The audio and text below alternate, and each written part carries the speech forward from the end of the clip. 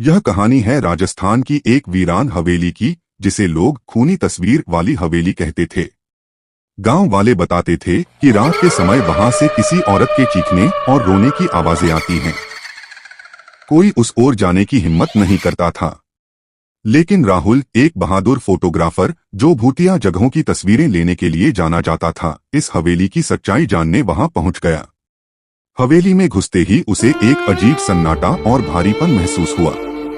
दीवारों पर धूल जमी पुरानी तस्वीरें लटकी थीं, लेकिन एक तस्वीर बिल्कुल साफ थी। एक औरत लाल जोड़े में खड़ी थी, मुस्कुराती हुई, लेकिन उसकी आंखों में कुछ था, जैसे वह तस्वीर नहीं, जिंदा हो। राहुल ने उसका फोटो खींच लिया।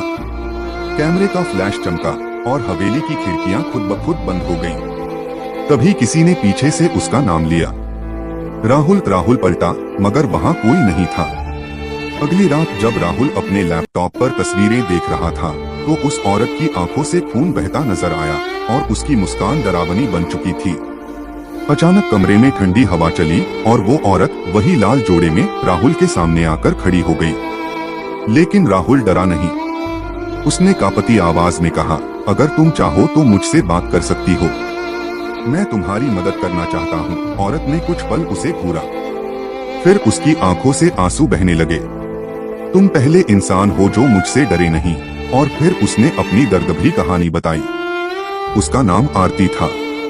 वह एक अमीर घर की साधारण शक्ल सूरत वाली लड़की थी, जिसकी शादी रवि नाम के एक सुंदर लेकिन गरीब लड़के से कर दी गई। रवि ने उससे सिर्फ पैसों के लिए शादी की थी। शादी के बाद वह उसे बदसूरत कहकर ताने देता, उसका अपमान करता। फिर एक दिन वह एक दूसरी औरत को अपने साथ लाया और बोला कि यह अब उसकी दूसरी बीवी है।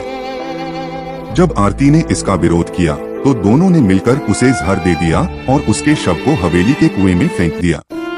तब से उसकी आत्मा वहीं भटक रही थी, इंसाफ की तलाश में। राहुल की आंखें भर आईं। वह कुछ कह नहीं पाया। आरती की आत्मा बोली, मुझे तुझसे बदला नहीं लेना था, मुझे बस एक इंसान की जरूरत थी जो मेरी बात सुने। उस क्षण हवेली में हल्की रोशनी फैल गई। आत्मा मुस्कुराई और धीरे धीरे सफेद प्रकाश में विलीन हो गई।